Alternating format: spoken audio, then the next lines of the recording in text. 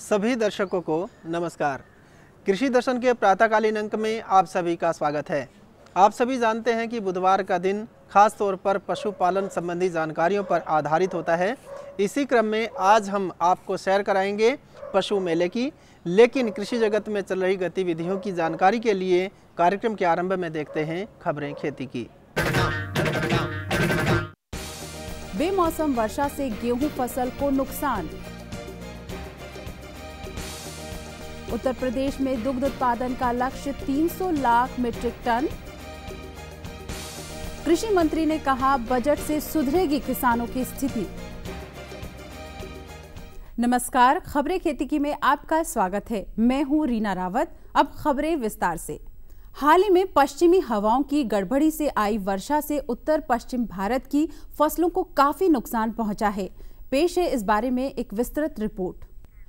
पश्चिमी हवाओं के प्रभाव स्वरूप वर्षा से पूरे उत्तरी भारत में बेमौसम वर्षा से गेहूं फसल को काफी नुकसान हुआ है। हमारे संवाददाता ने पंजाब, हरियाणा गेहूं उत्पादित राज्यों का दौरा करके स्थिति का आकलन किया। इस बारे में विस्तृत जानकारी देते हुए गेहूं निदेशालय करनाल की project director doctor Indu Sharma ने बताया। इस वक्त ये जो वेस्टर्न डिस्टर्बेंस की वजह से बारिश आ रही है, इसका गेहूं की फसल के लिए काफ़ी नुकसान होने के चांसेस हो सकते हैं। लेकिन जो समय से बिजाई हम ये कह सकते हैं जो बिल्कुल अर्ली नवंबर की बिजाई है, इसमें अगर क्रॉप बिल्कुल फ्लैटन हो जाती है, नीचे बिल्कुल बैठ जाती है, बिछ जाती है, तो उसमें दानों में 10 से 20% तक नुकसान हो सकता है। लेकिन जो क्रॉप हमारी 20 नवंबर के बाद की बिजाई है, जिसको हम लेट सोन पछेती बिजाई कहते हैं, उसमें तो इसका बिल्कुल कोई नुकसान नहीं होने वाला। रादर उसमें यह है कि टेम्परेचर तापमान कम हो जाएगा। तापमान कम होने की वजह से लेट सोन को फ़ायदा हो सकता है। इसी तरह से जो क्रॉप हमारी नॉर्थ हिल जोन में है, हिमाचल प्रदेश में है, जो रेन फेड है, या और भी दूसरे स्टेट्स में जहाँ रेन फेड एरिया है, वहाँ पे भी क्रॉप को बहुत फ़ायदा हो सकता है। किसानों को चाहिए कि जिस तरह पानी खेतों में खड़ा है तो वो कोशिश करें कि पानी का निकास करें। पानी का अगर वो निकास नहीं करते तो इस वक्त अभी उनको इतना नुकसान नहीं दिखाई दे रहा है, लेकिन अगर बारिश 2-4 दिन और पड़ती है और पानी खड़ा होता है तो उसमें रूट डैमेज हो सकता है और उनको लगेगा एकदम से फसल सूख गई। वो सूखी हुई फसल का मेजर कारण जो होगा वो पानी के खड़े होने की वजह से होगा। उत्तर प्रदेश सरकार ने प्रदेश में दुग्ध उत्पादन बढ़ाने के प्रयास तेज करते हुए वर्ष 2014-15 में दुग्ध उत्पादन का लक्ष्य 300 लाख मीट्रिक टन निर्धारित किया है। प्रदेश में प्रतिदिन 49,000 लीटर दूध का उत्पादन हो रहा है। उत्तर प्रदेश सरकार ने प्रदेश में दुग्ध उत्पादन, व्यवसाय और दुग्ध उत्पादों को बढ़ाने की दिशा में ठोस और सार्थक पहल की है। प्रदेश के दुग्ध विकास मंत्री राममूर्ति वर्मा ने इस बारे में बताया। वित्तीय वर्ष 2013-14 में 242 लाख मीट्रिक टन दुग्ध उत्पादन के साथ उत्तर प्रदेश देश में पहले स्थान पर रहा। इसे देखते हुए वर्ष 2013-14 में दुग्ध उत्पादन का लक्ष्य 300 लाख मीट्रिक टन निर्धारित किया है। इस लक्ष्य की प्राप्ति के लिए प्रदेश में प्रतिदिन 49,000 लीटर दूध का उत्पादन हो रहा है। प्रदेश में दुग्ध उत्पादन बढ़ाने के लिए सरकार अधिक से अधिक दुग्ध डेयरी स्थापित करने पर जोर दे रही है। प्रदेश में वर्तमान वित्तीय वर्ष 2500 डेयरी की स्थापना के लिए 2247 लाभार्थियों का चयन किया गया है। श्री वर्मा ने कहा कि प्रदेश में उच्च गुणवत्ता के पशुओं की डेयरी यूनिट स्थापित हो जाने से प्रति पशु दुग्ध उत्पादकता में वृद्धि होगी और ग्रामीण क्षेत्रों में स्वरोजगार के अवसर भी बढ़ेंगे। उन्होंने कहा कि सरकार की कोशिश है कि इस साल भी उत्तर प्रदेश दुग्ध उत्पादन में पहले स्थान पर आए। केंद्रीय कृषि मंत्री राधा मोहन सिंह ने आम बजट 2015 की सराहना करते हुए कहा कि वित्त मंत्री अरुण जेटली द्वारा बजट में किसानों को प्राथमिकता दिए जाने से किसानों की स्थिति में सुधार आएगा। केंद्रीय कृषि मंत्री राधा मोहन सिंह ने आम बजट 2015 की सराहना करते हुए कहा है कि बजट में किसानों को प्राथमिकता दिए जाने से किसानों की स्थिति में सुधार आएगा। केंद्रीय वित्त मंत्री अरुण जेटली की प्रशंसा करते हुए कृषि मंत्री ने कहा है कि कृषि ऋण के लिए भारी राशि का प्रावधान होने से किसानों की आर्थिक स्थिति में सुधार आएगा। मिट्टी और जल के सदुपयोग से जैविक खेती को मिशन मोड में शुरू किया जा सकेगा। इसके लिए 300 करोड़ रुपए का प्रावधान किया गया है। प्रति बूंद योजना से किसानों की सिंचाई क्षमता में वृद्धि होगी, जिससे उत्पादन बढ़ेगा। उन्होंने कहा कि बजट में नीली क्रांति के लिए 411 करोड़ रुपए व डेयरी विकास के लिए 481 करोड़ रुपए का प्रावधान किया गया है, जिससे इस क्षेत्र में भी क्रांति आएगी। कृषि मंत्री श्री सिंह ने कहा कि बजट में प्रधानमंत्री नरेंद्र मोदी की कृषि संबंधी प्रतिबद्धता की छाप साफ दिखाई पड़ रही है। बजट में किसानों की आमदनी बढ़ाने वाली योजनाओं पर ज्यादा जोर दिया गया है। मौसम में ठंडक का असर कम हो रहा है, ऐसे में फसलों की समुचित देखभाल करना जरूरी है। तो आइए लेते हैं मौसम की जानकारी। मौसम विज्ञान विभाग के अनुसार अगर हम अगले 4 दिन की बात करें तो जो 4 तारीख को है उसमें जो बरसात है, जो हमारे पहाड़ों के क्षेत्र हैं, जैसे हिमाचल प्रदेश है, जम्मू कश्मीर है और उत्तराखंड है, अनेक स्थानों पर बरसात होगी। इसके अलावा जो बिहार, उत्तर प्रदेश, बंगाल और जो तटीय आंध्र प्रदेश है उनमें भी कुछ स्थानों पर बरसात होगी। बाकी पूरे देश में एक आध जगह पर बरसात होगी। खेती की खबरों में आज इतना ही। कृषि दर्शन कार्यक्रम में और अधिक रोचक और ज्ञानवर्धक जानकारियों के लिए आप देखते रहिए कृषि दर्शन।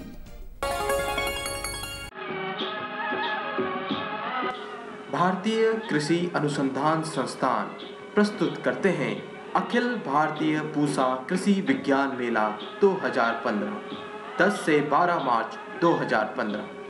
पूसा कृषि विज्ञान मेले में फसल उत्पादन तकनीकों का जीवंत प्रदर्शन, संस्थान के अनुसंधान प्रक्षेत्र पर किसानों का भ्रमण एवं विभिन्न कृषि उत्पादनों का प्रदर्शन एवं बिक्री भी होगी। अधिक जानकारी के लिए संपर्क करें टोल फ्री नंबर 1800118989 में या फिर लॉग इन करें www.iari.res.in में। चलो उठो जागो किसान, चलो चलें पूसा संस्थान। दूध एक संपूर्ण आहार है और इसकी मांग में कभी भी कमी नहीं हुई है। किसानों और वैज्ञानिकों की मेहनत रंग लाई और देश में श्वेत क्रांति आई और इसका परिणाम है कि आज दुनिया में दूध उत्पादन में हमारा पहला स्थान है। ये सफ़र अभी रुका नहीं है। नस्लों के सुधार और पशुपालन की नई नई तकनीकों को ईजाद करने के लिए हमारे वैज्ञानिक रात दिन अनुसंधान कार्यों में जुटे हैं और इस तरक्की को किसानों तक पहुंचाया जाए, इसी उद्देश्य से पिछले दिनों हरियाणा में स्थित राष्ट्रीय डेयरी अनुसंधान संस्थान NDRI करनाल में एक पशु मेले का आयोजन किया गया, जिसमें उत्तम नस्ल की नस्लों का प्रदर्शन किया गया। साथ ही पशुपालन से संबंधित तकनीकी जानकारियां लेने का भी किसानों को मौका मिला।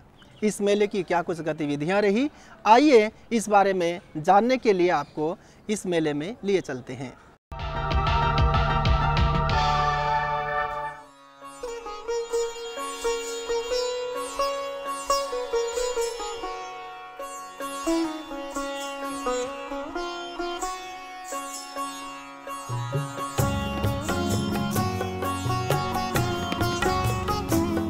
पशुधन का किसानों के साथ पुराना संबंध रहा है।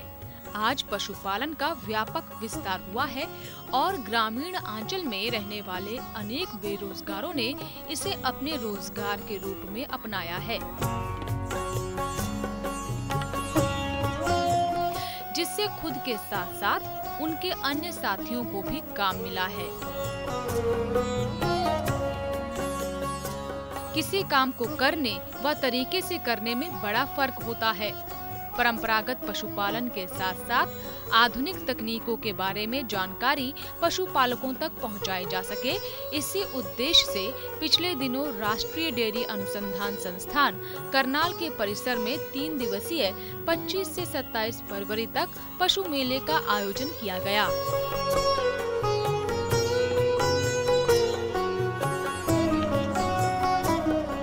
जिसमें अनेक किसानों, वैज्ञानिकों व अन्य गणमान्य व्यक्तियों ने भाग लिया। इस मेले के उद्देश्यों व मेले से जुड़ी गतिविधियों के बारे में इस संस्थान के निदेशक डॉक्टर AK श्रीवास्तव ने बताया। नेशनल डेयरी रिसर्च इंस्टीट्यूट हर साल 25 से 27 फरवरी तक नेशनल डेयरी मेला करता है। ये हमारी डेट फिक्स है, सब कुछ चेंज होता है लेकिन हमारी डेट नहीं चेंज होती है, तो ये फिक्स है।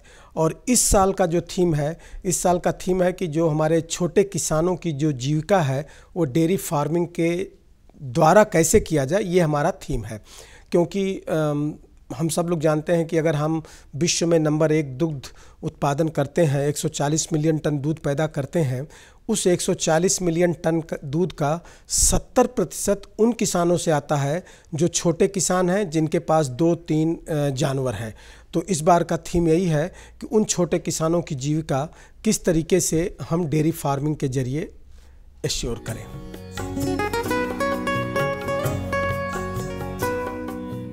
मेले में किसानों की जानकारी बढ़ाने के लिए दुधारू पशुओं की नस्लों की जानकारी व उनकी पहचान, भैंसों में क्लोन तकनीकी का उपयोग, हरे चारे की उत्पादन तकनीक तथा सूखे चारे की पौष्टिकता बढ़ाने के साथ साथ साइलेज बनाने जैसी तकनीक को विस्तार से समझाया गया।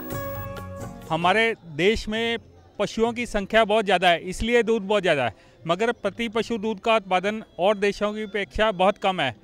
हालांकि यहाँ पे काफ़ी सारे जागरूक किसान आए हैं, डेयरी फार्मर भाई आए हैं, तो उनके लिए हमारे पास एक छोटे काफ के लिए अपने पास फीड है, काफ स्टार्टर क्रम्स। एक छोटी कट्टी बच्ची अगर हम उसको दूध पिलाते हैं, 4 महीने में दूध पिलाने से उसका जो बॉडी वेट है 4-4.5 महीने में 60 से 70 किलो का होता है।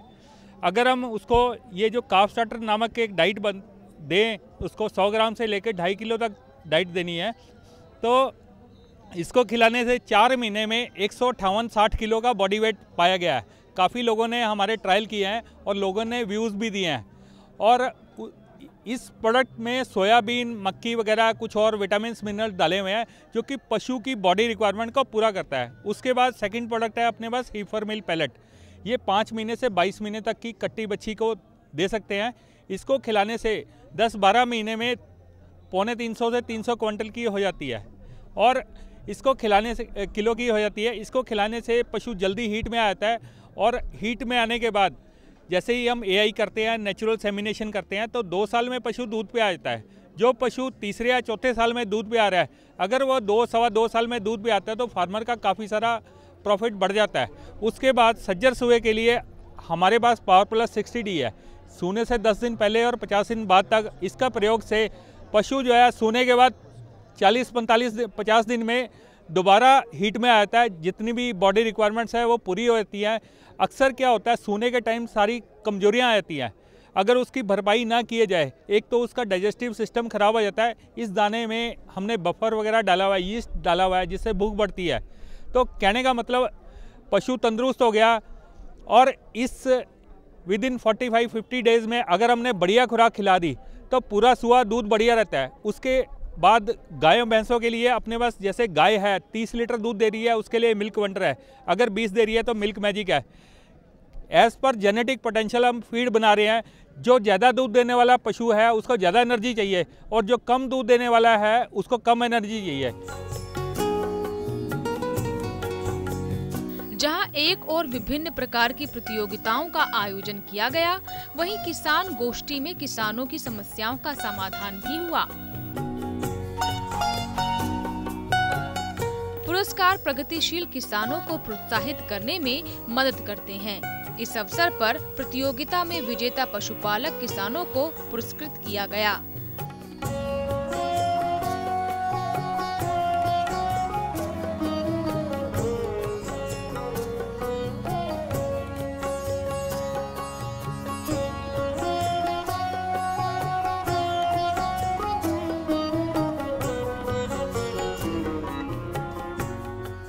भाई जी आपका शुभ नाम? मेरा नाम बलदेव सिंह है जी। तो आप इस मेले में आए, आपको गाय का इनाम मिला, फर्स्ट प्राइज मिला, ये क्या वजह है, क्या खासियत है? ऐसा ब्रीड है, जज ब्रीड देखते हैं, ब्रीड को फर्स्ट सेकंड थर्ड तीनों गाय मेरी हैं।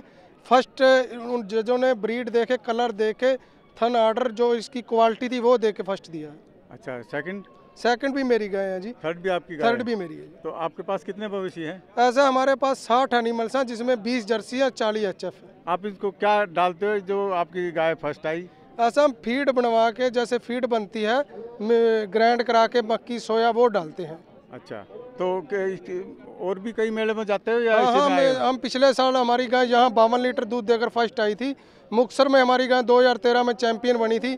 इस साल भी इंडिया चैंपियन थी। इस साल भी हमारी गाय वहाँ से 6 लाख रुपये लाई हैं। हाँ, अच्छा। और इस HF ब्रीड में सेकंड आई है। ये जो गाय है कितना दूध देती है? ये 2 साल की बच्चिया है, फर्स्ट बार ब्याई है, 20 लीटर दूध देती है। 20 लीटर दूध देती है। किसान भाइयों, आज हम राष्ट्रीय डेयरी मेला करनाल में आए हुए हैं। यहाँ पर मेला है पशुओं का, और यहाँ पर जो गाय फर्स्ट सेकंड थर्ड आती है उसका मेला है। और हमारे साथ ही भाई हैं, उनसे हम बातचीत करना चाहते हैं। भाई जी, आपका शुभ नाम क्या है? श्री प्रेम सिंह। श्री प्रेम सिंह जी, आप कहाँ से हो? दादूपुर खुर्द से। अच्छा, ये गाय आपकी है? जी जी। अच्छा, इसको इनाम मिला है, किस तरह मिला है, क्या इसकी खासियत है? इसको फर्स्ट प्राइज मिला है जी ब्यूटी कंपटीशन में, और पहले भी ये कई बार जीत चुकी है। जैसे आज का जो कैटल शो में इसकी हाइट, इसकी लेंथ, जैसे इसका खूबसूरती, ऑर्डर, जिसको आप देसी भाषा में ओडी बोलते हैं, थन की दूरी, वो सभी डॉक्टर लोग देखते हैं, और इस वजह से इसको प्रथम स्थान मिला। ये प्रथम स्थान मिला है, तो इसको आप क्या खुराक देते हो जो कि इतनी अच्छी है, और दूध कितना देती है? ये 55 लीटर से ऊपर देती है जी। अच्छा, ये दूसरी बार ब्याई है और 6 दांत है मुंह से। ठीक है। और ये कम से कम 12 और 15 लीटर 15 किलो केजी के आसपास राशन खा जाते, फीड। अच्छा, हरा चारा जैसे तूड़ा हो गया वो 1 क्विंटल के आसपास, और इसकी उम्र लगभग 4 साल के आसपास, 6 दांत है। तो हमारे किसान भाई और भी हैं, उनको आप क्या शिक्षा देना चाहेंगे अपनी गाय के हिसाब से? हम उनको ये शिक्षा देना चाहेंगे कि जैसे भी आप कभी कोई पशु AI कराएं, बढ़िया से बढ़िया बुल से AI कराएं, और बढ़िया से बढ़िया ही गाय रखने की कोशिश करें जिसका कम से कम 40 लीटर से ऊपर हो, जब भी कोई बेनिफिट होगा। भाई जी, आपका शुभ नाम? मेहर सिंह। कहाँ से आए हो? गाँव ब्राह्मण माजरा, जिला करनाल। अच्छा, इस मेले में आपने क्या देखा है? अपनी भैंस लेके आ रहे हैं जी। अच्छा, किस खुशी में लेके आ रहे हो? प्रदर्शनी में ले आए जी। दूध 24 किलो दिया जी इसने। अच्छा, और खासियत इसकी? इसको चने, बिनौला, गुड़ रजा के खिलाते हैं जी। अच्छा, और 60 रुपये लीटर इसका दूध बिकता है। अच्छा, ये नस्ल कौन सी है? मुर्रा नस्ल है जी, प्योर मुर्रा नस्ल है। हाँ जी। तो ये कितने दफ़ा ब्याई है अब? ये तीसरा ब्याह होगी जी अभी। अभी तीसरा ब्याह होगी? हाँ जी।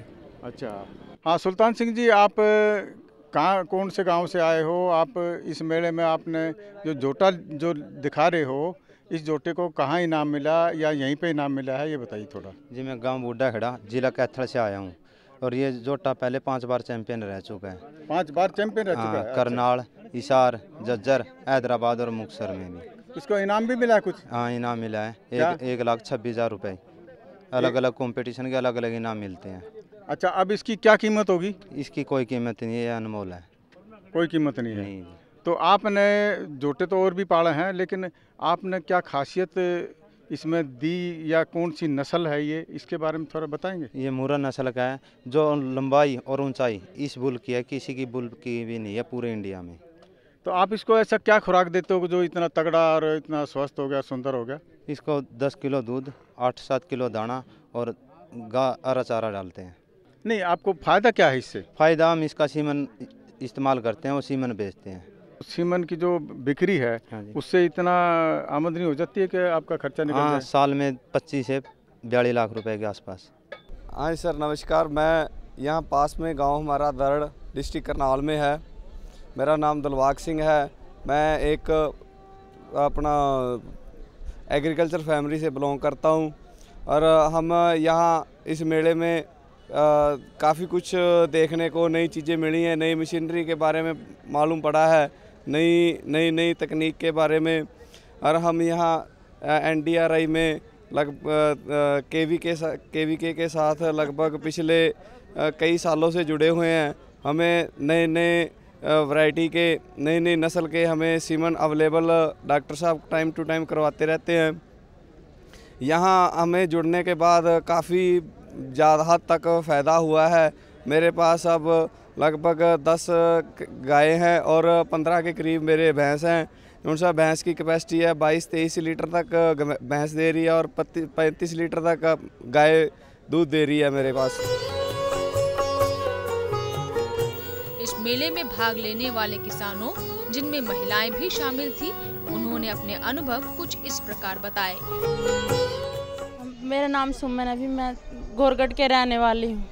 हमने भी मेले में दार भी निकाल लिया आने के बाद, और भैंसें देखी, बहुत अच्छी लगी, और गायें भी देखी, छोटे बच्चे भी देखे और झोटे देखे। बस भैया हमको बहुत अच्छा लगा ये देख के।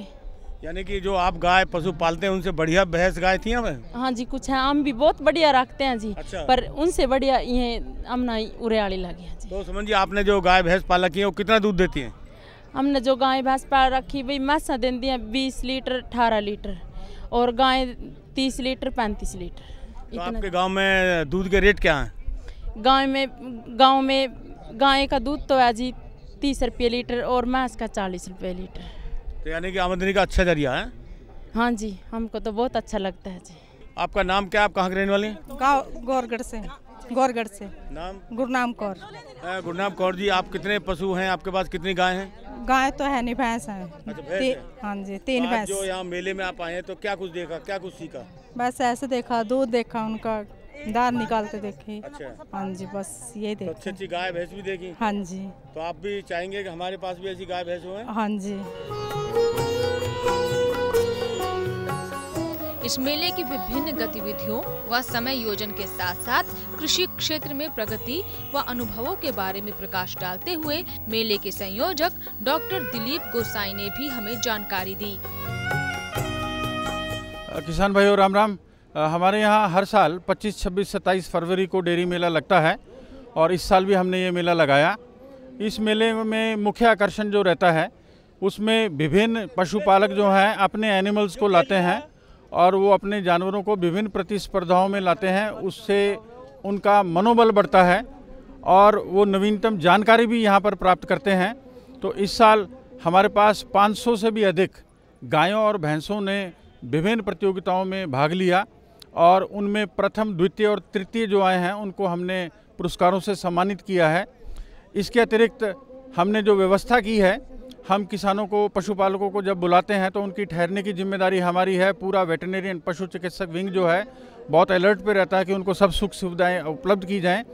हरा चारा है, सूखा चारा है और दाना मिश्रण है, ये भी सब हम उनको मुहैया कराते हैं। तो सारे किसान बहुत खुश रहे। मेला बहुत ही सफल संपन्न हुआ। इसमें करीबन 18,000 के आसपास किसानों ने, ग्रामीण महिलाओं ने, युवाओं ने, उद्यमशीलों ने भाग लिया और इसमें महिलाओं के लिए विशेष रूप से हमने पनीर बनाने की प्रतियोगिता और दुग्ध दोहन के ऊपर भी प्रतियोगिता का आयोजन किया गया, जिसमें प्रथम, द्वितीय, तृतीय और 5 सांत्वना पुरस्कार भी दिए गए। इस मेले में मुख्य आकर्षण जो रहा, एक बहुत बड़ी भव्य प्रदर्शनी हम लगाते हैं। तो इस प्रदर्शनी में राष्ट्रीय डेयरी अनुसंधान संस्थान के जो विभिन्न विभाग हैं, उन विभागों ने अपनी अपनी नवीनतम तकनीकों की जानकारी किसानों के साथ साझा की और प्रैक्टिकली अगर क्रियात्मक रूप से उन्होंने कुछ जानने की चेष्टा की तो उनको करके भी दिखाया। इसके अतिरिक्त करीबन 55 विभिन्न निजी स्टॉल रहे जो प्राइवेट कंपनीज़ हैं। उसमें मुख्यतः पशुओं की हेल्थ कवरेज संबंधित, उनकी सेहत संबंधित, उनके दाना संबंधित, चारों के बीजों से संबंधित और दूध स्वच्छ पैदा कैसे हो, उन कंपनीज़ ने भाग लिया। तो किसानों ने, पशुपालक भाइयों ने बहुत बढ़ चढ़ के उस प्रदर्शनी में भी रुचि ली और उन लोगों से बातचीत की। इस प्रकार के मेलों में न केवल पशुपालक अच्छी नस्लों व अपने प्रगति का प्रदर्शन कर सकते हैं, बल्कि पशुपालन से जुड़ी नई नई तकनीकों की जानकारी भी प्राप्त कर सकते हैं। निस्संदेह इस प्रकार के आयोजन पशुपालकों के मार्गदर्शन के लिए मील का पत्थर साबित हो सकते हैं और एक नई दिशा में उत्कृष्ट कदम कहे जा सकते हैं।